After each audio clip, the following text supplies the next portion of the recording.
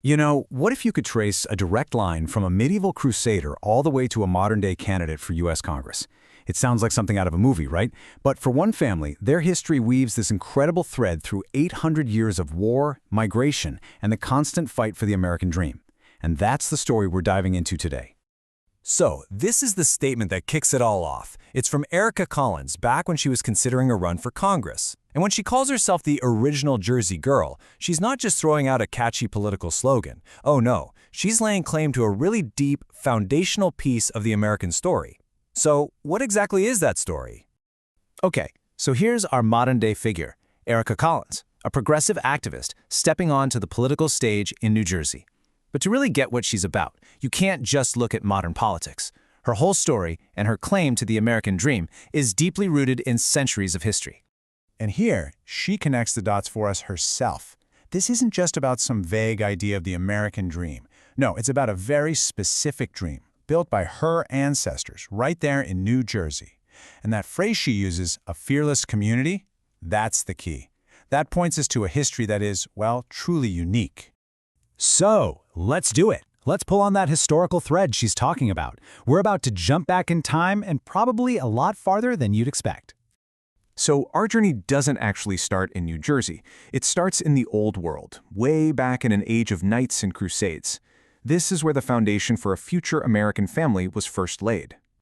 Just look at this timeline for a second. We're talking nearly 800 years of history. It all starts with a Crusader's act of valor, jumps across centuries of English history, and then lands smack in the middle of colonial America. And somehow, this entire legacy flows into the political voice of Erica Collins in 2020. It's pretty incredible. So the whole lineage kicks off right here, with a man named John Gould. Because of his bravery in the Crusades, he was given an estate in England. Now this wasn't just a reward. It was the beginning of a family line, a name that would travel through centuries and eventually across an entire ocean. All right, let's hit the fast-forward button. We're jumping ahead more than 400 years. The Gould lineage is about to cross the Atlantic and plant its roots in American soil, where it's going to help create something, well, something truly remarkable. The community they built was so unique, in fact, that back in 1913, its history was documented in this very book. And the title says it all, doesn't it?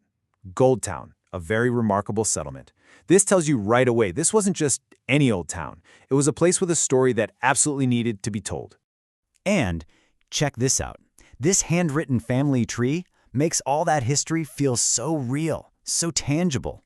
You can literally trace the line from John Fenwick, who founded the Fenwick colony in New Jersey, directly to the very first American Goulds. This is the document that plants that family tree firmly in American soil. And right there on that family tree, you find this absolutely pivotal moment. Benjamin Gould, who is a descendant of that original English line, marries Anne, a woman of color. This union, happening in the heart of colonial America, creates the first multicultural branch of the family, and it lays the foundation for a whole new kind of community, Gould Town. So what did that amazing union create? It created Gould Town, a place with a heritage that is just wow. It's America's oldest African-American community, born from one of the nation's earliest interracial marriages, and it even has roots in the Nanticoke Lenni Lenape tribe. So, when Erica Collins talks about a fearless community, this is what she's talking about. A community literally built on sheer perseverance and unity. But the story doesn't just stop with the founding of a town. The values that were forged in Gould Town, that resilience, that faith, that sense of service, they were carried forward by its descendants, who would all go on to make their own mark on the world. And if you want a powerful example of this legacy in action, let me introduce you to Theophilus Gould's steward.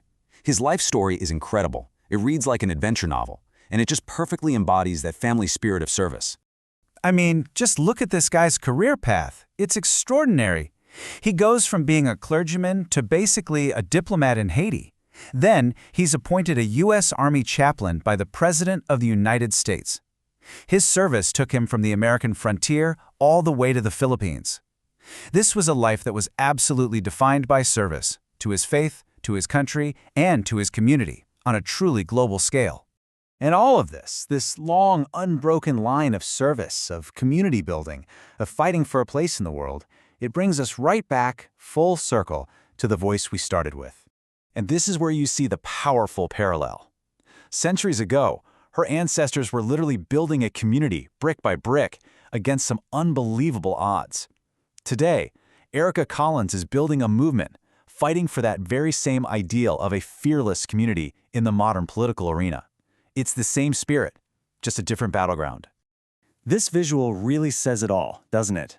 On the left, you've got the physical legacy, the actual houses of Gould Town, and on the right, you have the modern expression of that very same spirit, the work of activism. The methods have changed, but that fundamental mission of building a strong, fearless community is exactly the same. Just let that sink in for a minute. When you lay it all out, it is truly stunning. That thread we started with stretches all the way from a knight in 1229 to an activist in 2020. The centuries, the continents, the challenges, they all change, but that line holds strong. It's unbroken. And ultimately, that's what their 800-year story has been about. At every single stage, from the fields of England to the shores of New Jersey, it has been a fight for the most foundational things, for freedom, for having a voice in a democracy, and for that simple, powerful right to just have a place to call home. And that really makes you think, doesn't it? Every family has a story, a thread that connects the past to the present. Some are stories of migration, some of invention, others of survival. So it kind of leaves us with one last question to ponder for ourselves. What stories does your history tell?